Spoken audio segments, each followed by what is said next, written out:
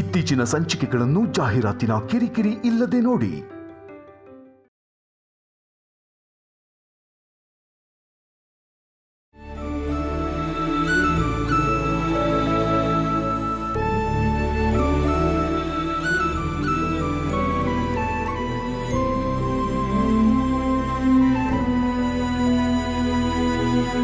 ಅನುಪಮ, ಏನಮ್ಮ?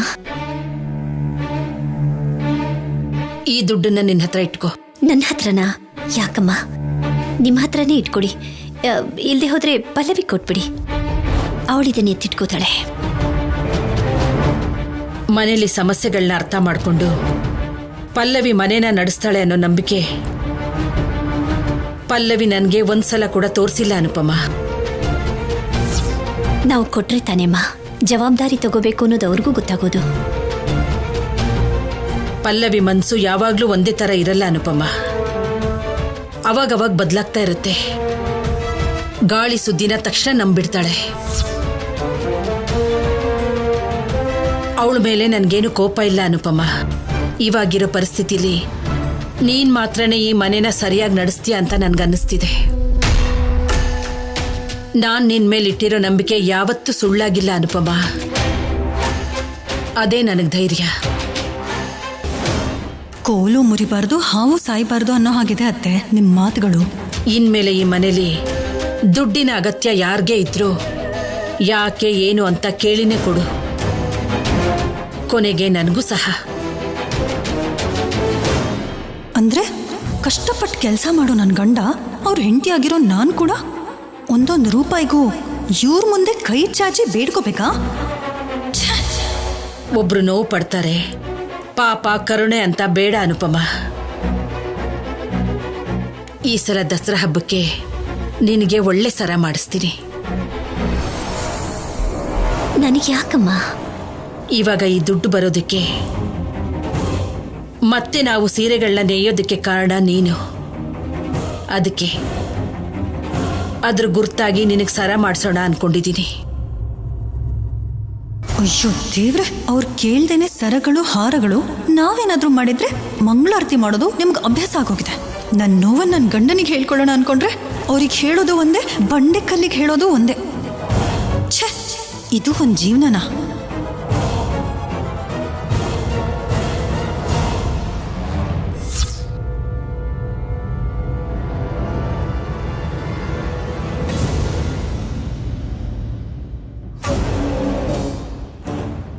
ಭಿಕ್ಷೆ ಬೇಡ್ಕೊಂಡು ತಿನ್ನೋರ್ ಮನೆಗೆ ಸೊಸೆಯಾಗಿ ಹೋಗ್ಬೋದೇ ಹೊರತು ಚಿಕ್ಕ ಸೊಸೆಯಾಗಿ ಮಾತ್ರ ಯಾವ ಮನೆಗೂ ಹೋಗ್ಬಾರ್ದು. ಈ ಜನ್ಮಕ್ಕೆ ಹೀಗಾಗೋಯ್ತು, ಈಗ ಬದಲಾಯಿಸೋಕ್ಕೂ ಆಗಲ್ವೇ? ಮುಂದಿನ ಜನ್ಮದಲ್ಲಾದ್ರೂ ದೊಡ್ಡ ಸೊಸೆಯಾಗೋ, ಇಲ್ಲಾಂದ್ರೆ ಒಂದೇ ಮಗ ಇರೋ ಮನೆಗೆ ಒನ್ ಅಂಡ್ ಓನ್ಲಿ ಸೊಸೆಯಾಗಿ ಕಳ್ಸು ಸ್ವಾಮಿ.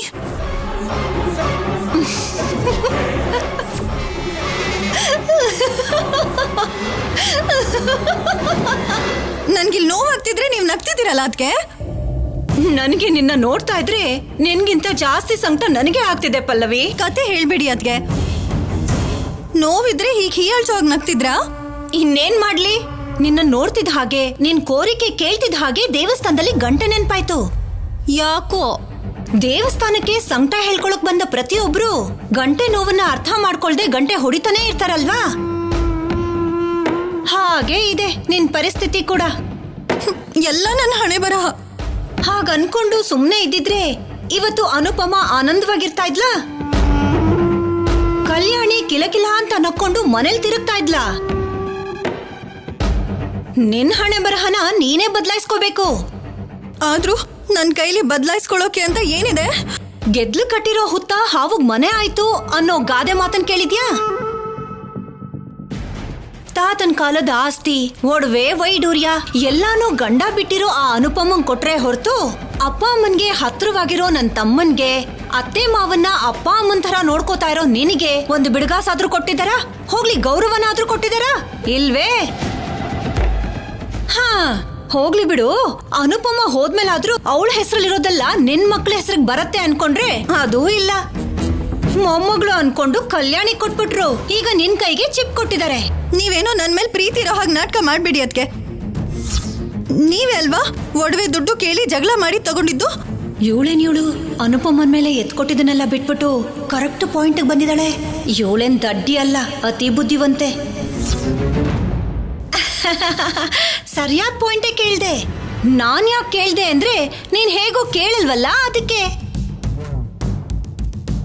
ನಾನ್ ಕೇಳಿದ್ದಕ್ಕೆ ಅಲ್ವಾ ನಮ್ಮಮ್ಮನ್ ಬೀರುಳಿದ್ದ ಒಡವೆಗಳು ಆಚೆ ಬಂದಿದ್ದು. ಇಷ್ಟಕ್ಕೂ ನಮ್ಮಮ್ಮನ ಹತ್ರ ದುಡ್ಡು ಒಡವೆಗಳಿದೆ ಅಂತ ನಿನಗೆ ಗೊತ್ತಿತ್ತಾ? ಇಲ್ಲ ಅದ್ಗೆ. ಮತ್ತೆ ನಮ್ಮಮ್ಮನ್ಗೆ ಆ ಅನುಪಮ ಏನ್ ಮೋಡಿ ಮಾಡಿದಳೋ ಗೊತ್ತಿಲ್ಲ. ಹೆತ್ತು ಮಗಳಿಗಿಂತ ಅವಳೇ ಜಾಸ್ತಿ ಆಗೋಗಿದ್ದಾಳೆ. ನಾಳೆ ನೀನು ಬೀದಿಗೆ ಬಿದ್ರೆ ಅತ್ತಿಗೆ ಅಂತ ಬಾಯ್ ಬಿಟ್ಟು ಕೇಳ್ದಾಗ ಸಹಾಯ ಮಾಡೋದಿಕ್ಕೆ ನನ್ನ ಹತ್ರ ಇರ್ಬೇಕಲ್ವಾ? ಅದಕ್ಕೆ ಬೇಕು ಅಂತ ಕೇಳಿದ್ದು. ಹೋಗ್ಲಿ ಬಿಡು, ಆ ಒಡವೆ ವಿಚಾರ ಬಿಟ್ಬಿಡು. ವ್ಯಾಪಾರದಲ್ಲಿ ಲಾಭ ಬಂದಾಗ ಎಲ್ಲಾ ದುಡ್ಡನ್ನು ತಗೊಂಡು ಹೋಗಿ ಅನುಪಮನ್ ಕೈಯಲ್ಲಿ ಕೊಟ್ರೆ ಹೊರತು ಒಂದು ಸೀರೆ ತಗೋ ಅಂತ ಆಗ್ಲಿ, ಎಳೆ ಮಕ್ಕಳಿಗೆ ಬಟ್ಟೆ ತಗೋ, ಚಿಕ್ಕ ಮೊಮ್ಮಗಳಿಗೆ ಒಂದು ಸಣ್ಣ ಒಡವೆ ತಗೋ ಪಲ್ಲವಿ ಅಂತ 1 ಲಕ್ಷನಾದ್ರೂ ಕೊಟ್ರ? ಕೊಟ್ಟಿದ್ರೆ ಸಂತೋಷವಾಗಿರ್ತಿದ್ದೆ. ಹೀಗ್ ದುಃಖ ಪಡ್ತಾ ಇದ್ದ ನೀನು ಹೇಳು? ನಿನಗ್ ನಾನು, ನನಗ್ ನೀನು ಸಹಾಯ ಮಾಡ್ಕೋಬಹುದಲ್ವಾ ಪಲ್ಲವಿ? ಮಿಕ್ಕಿದವ್ರು ಎಲ್ರೂ ಆ ಅನುಪಮ ಕಲ್ಯಾಣಿ ಪಾರ್ಟಿನೇ. ಅಲ್ಪನ್ಗೆ ಐಶ್ವರ್ಯ ಬಂದ್ರೆ ಅರ್ಧ ರಾತ್ರಿಲಿ ಕೊಡೆ ಹಿಡ್ದ ಅನ್ನೋ ಹಾಗೆ ಕಲ್ಯಾಣಿ ಕೈಗೆ ಸ್ತ್ರೀಧನ ಬರ್ತಿದ್ದ ಹಾಗೆ ನನ್ನನ್ನು ಕೂಡ ಲೆಕ್ಕಕ್ಕಿಟ್ಕೊಂಡಿಲ್ಲ. ಈಗ ನಾವ್ ಎಚ್ಚೆತ್ಕೊಳ್ಳಿಲ್ಲ ಅಂದ್ರೆ ನಮ್ ಜೀವನ ಆಶ್ರಮದ ಜೀವನ, ನೆನ್ಪಲ್ಲಿಟ್ಕೋ.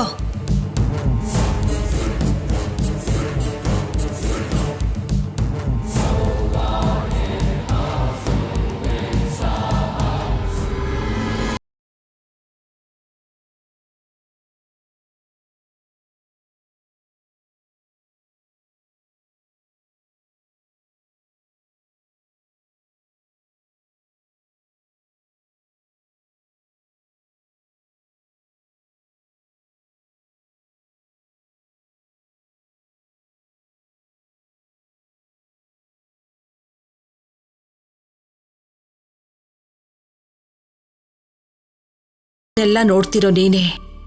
ಮತ್ತೆ ನಮ್ಮೆರಡು ಮನೆನೂ ಒಂದು ಮಾಡಿ ಎಲ್ರೂ ಸಂತೋಷವಾಗಿರೋ ಹಾಗೆ ನೋಡ್ಕೋತಾಯಿ.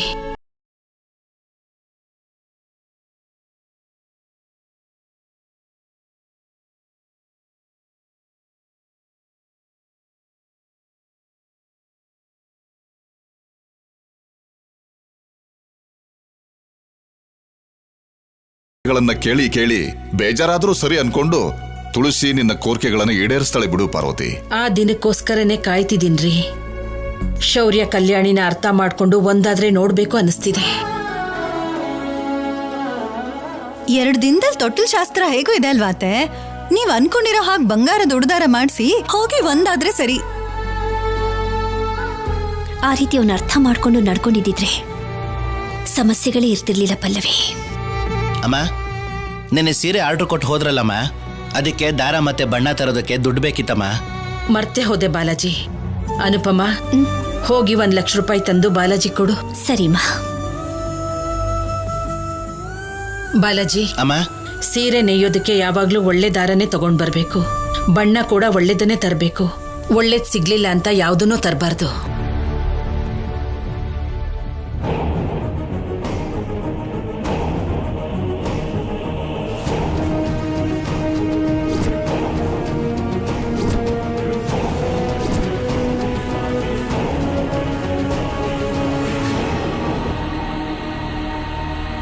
ಅಯ್ಯೋ,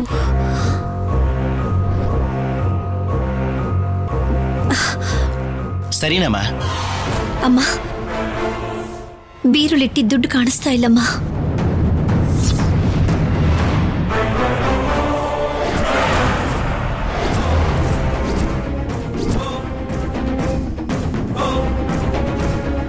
ದುಡ್ಡು ಕಾಣಿಸ್ತಿಲ್ವಾ? ಅಯ್ಯೋ ರಾಮ, ನಿಮ್ ಹತ್ರ ಯಾವ್ದು ಯಾಕಿರ್ತಿಲ್ಲಮ್ಮ? ಯಾರು ತಗೊಂಡಿರಬಹುದು ಅನ್ಪಮ್ಮ? ಇನ್ಯಾರು ಮಾವ? ಅಭ್ಯಾಸ ಇರೋರು, ಕೈಗುಣ ಇರೋರೇ ಆಗಿರ್ತಾರೆ.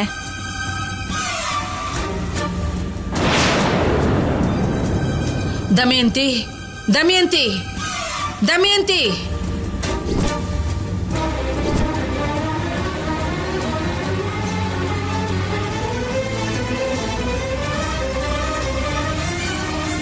ನೀನಿನ್ನು ಬದ್ಲಾಗ್ಲಿಲ್ವಾ? ಯಾವ್ದ್ರ ಬಗ್ಗೆ ಕೇಳ್ತಿದ್ಯಮ್ಮ? ನೀನ್ ಮಾಡಿರೋ ಕಳ್ತನದ ಬಗ್ಗೆ.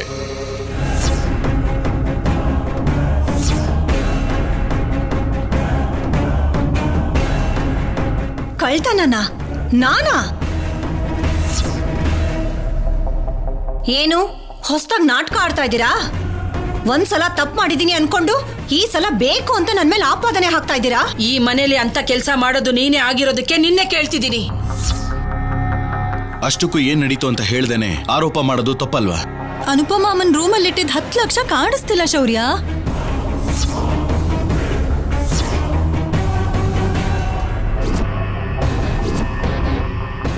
ಊರಲ್ಲಿ ಎಲ್ಲೇ ಕಳ್ತನ ನಡೆದ್ರು ನಮ್ಮಮ್ಮನೇ ಮಾಡಿದ್ರು ಅಂತ ಹೇಳ್ತೀರಾ? ಅದು ನಮ್ಗೆ ಅನುಮಾನ. ನೀನು ಪೊಲೀಸ್ನವ್ ತಾನೆ? ನಿಮ್ಮ ಅಮ್ಮನ ವಿಚಾರಣೆ ಮಾಡಿ ನಿಜ ಏನು ಅಂತ ಬಾಯ್ಬಿಡ್ಸು. ನಮ್ಮತ್ತೆ ಈ ಕಳ್ತನ ಮಾಡಿಲ್ಲ ತಾತ.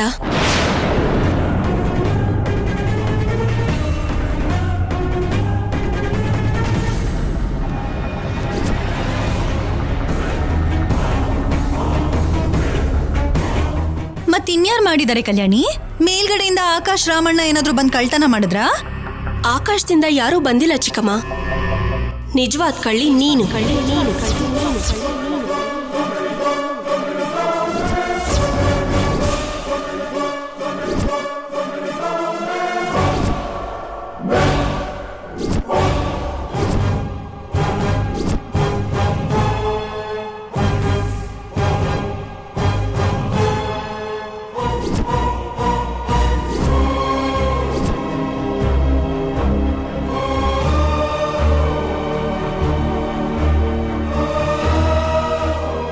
ಆ ದುಡ್ಡನ್ನ ಕಳ್ತನ ಮಾಡಿರೋದು ನೀನು.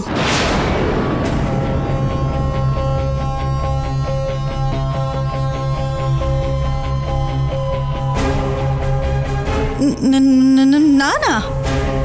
ಅಷ್ಟೊಂದು ನಾಟಕ ಮಾಡ್ಬೇಡ ಚಿಕ್ಕಮ್ಮ. ನೀನೇ ಕದ್ದಿರೋದು. ಇದ್ದಕ್ಕಿದ್ದಾಗೆ ನೀ ಮತ್ತೆಗೆ ಸಪೋರ್ಟ್ ಮಾಡ್ತಿದ್ಯಾ? ನನ್ ಮೇಲೆ ಕಳ್ಳಿ ಅನ್ನೋ ಆರೋಪ ಮಾಡ್ತಿದ್ಯಾ? ಇದು ಚೆನ್ನಾಗಿ ಕಾಣಿಸ್ತಿಲ್ಲ ಕಲ್ಯಾಣಿ. ನಾನ್ ಕಳ್ತನ ಮಾಡಿದೀನಿ ಅನ್ನೋದಕ್ಕೆ ಪ್ರೂಫ್ ಏನು? ಪ್ರೂಫ್ ಇದೆ. ನಿನ್ ಕೈಗಳು. ನಿನ್ ಕೈಗಂಡ್ಕೊಂಡಿರೋ ಬಣ್ಣನೇ ನೀನ್ ಕಳ್ಳಿ ಅಂತ ಪ್ರೂವ್ ಮಾಡ್ತಿದೆ.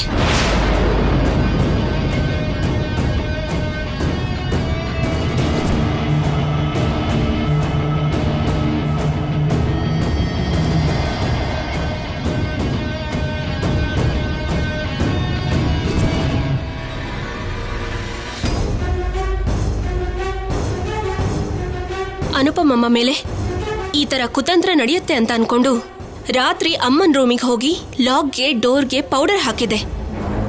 ಆ ಪೌಡರ್ನ ಟಚ್ ಮಾಡಿದ್ರೆ ಅವ್ರ ಕೈಗಳು ನಿನ್ ಕೈಗಾಗಿರೋ ಬಣ್ಣದ ಹಾಗೆ ಆಗುತ್ತೆ.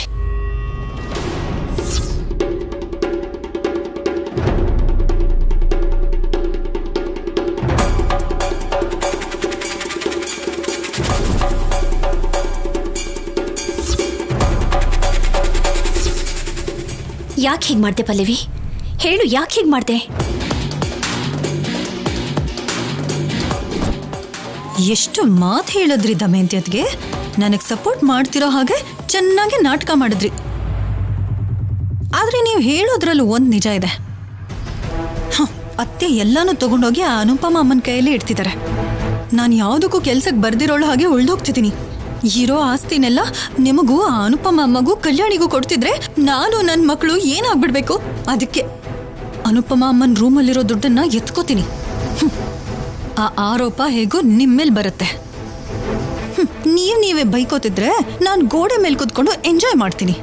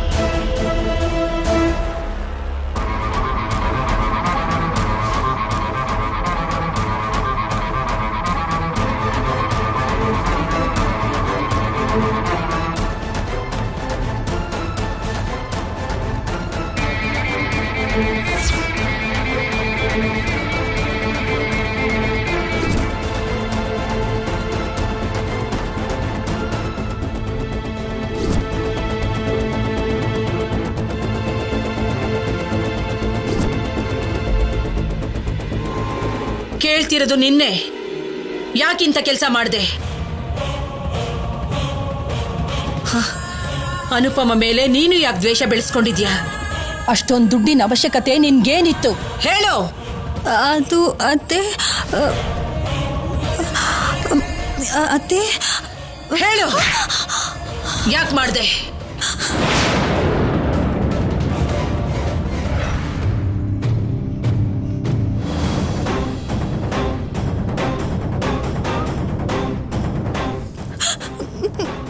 ನನ್ನನ್ನು ಕ್ಷಮಿಸ್ಬಿಡಿ ಅತ್ತೆ.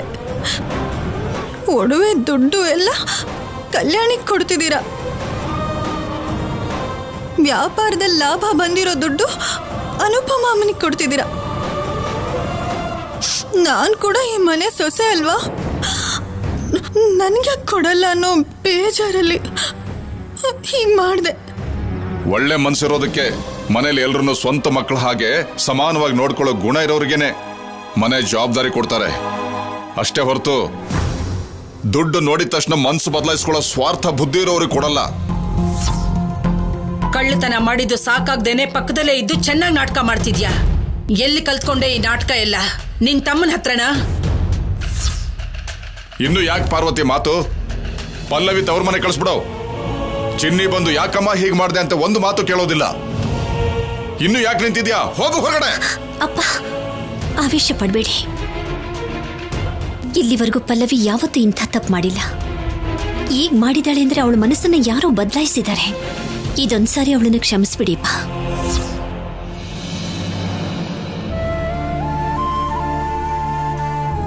ಹೀಗೆ ಕ್ಷಮಿಸ್ಕೊಂಡೇ ಹೋಗ್ತಿದ್ರೆ ನೀನು ಪ್ರತಿ ಸಾರಿನೂ ಕಷ್ಟಪಡ್ತಾನೆ ಇರ್ತೀಯ ಅನುಪಮ. ನಿನ್ನಿಷ್ಟ.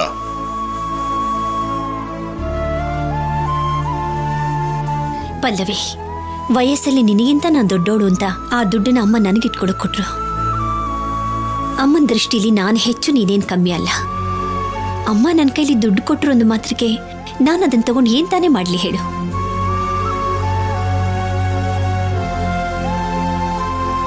ಬೇಕಾದ್ರೆ ಬೀರುನ ಬೀಗದ ಕೈನ ನಿನ್ನ ಹತ್ರನೇ ಇಟ್ಕೋ. ಅದನ್ನು ಬಿಟ್ಟು ಇನ್ಯಾವತ್ತೂ ಈ ರೀತಿ ಮಾಡಬೇಡ.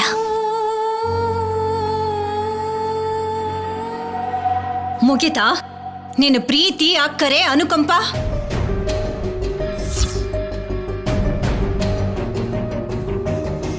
ಕಳ್ತನ ಮಾಡಿದ್ದೆ ಯಾರೋ, ಆಪಾದನೆ ಮಾತ್ರ ನನ್ ಮೇಲ? ಕಳ್ತನ ಆಗಿದೆ ಅಂತ ಗೊತ್ತಾಗ್ತಿದ್ದ ಹಾಗೇನೆ ದಮಯಂತಿ ಅಂತ ಕೂಕೊಂಡಿಯಲ್ಲಮ್ಮ. ಈಗ ನಾನಲ್ಲ ಅಂತ ಗೊತ್ತಾಯ್ತಲ್ಲ, ಇವಾಗ ಯಾಕೇನು ಮಾತಾಡ್ತಿಲ್ಲ? ಪಲ್ಲವಿನೇ ಕಳ್ಳಿ ಅಂತ ಕಲ್ಯಾಣಿ ರುಜುವಾತ್ ಮಾಡದೆ ಹೋಗಿದ್ರೆ ಎಲ್ಲರೂ ಸೇರ್ಕೊಂಡು ನಾನೇ ಕಳ್ಳಿ ಅಂತ ನನ್ನ ಮಗನ್ ನಂಬಿಸ್ತಾ ಇದ್ರಿ ಅಲ್ವಾ?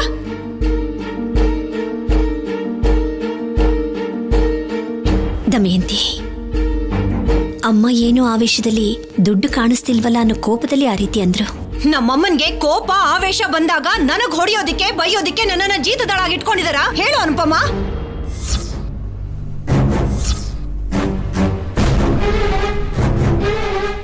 ತಪ್ಪು ನಂದೇ ದಮಯಂತಿ. ತಪ್ಪು ನಮ್ದೆ ಅಂತ ಬೆಣ್ಣೆಲ್ ಕೂದಲು ತೆಗ್ದ ಹಾಗೆ ಸುಲಭವಾಗಿ ಹೇಳ್ತಾ ಇದ್ಯಾ?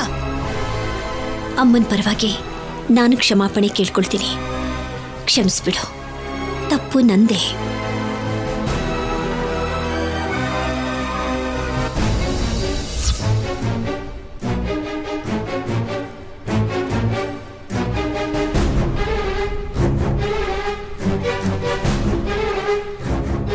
ನಾವು ಮೊದಲಿನ ಹಾಗೆ ಒಂದಾಗಬೇಕು ಅಂತ ಅಮ್ಮ ಕೋರ್ಕೊಳ್ದೇ ಇರೋ ಕ್ಷಣನೇ ಇಲ್ಲ. ಹಾಗಿದ್ದಾಗ ಅಮ್ಮ ನಿನ್ನನ್ನು ಬೇಕು ಅಂತ ಯಾಕೆ ಬೈತಾರೆ ಹೇಳು?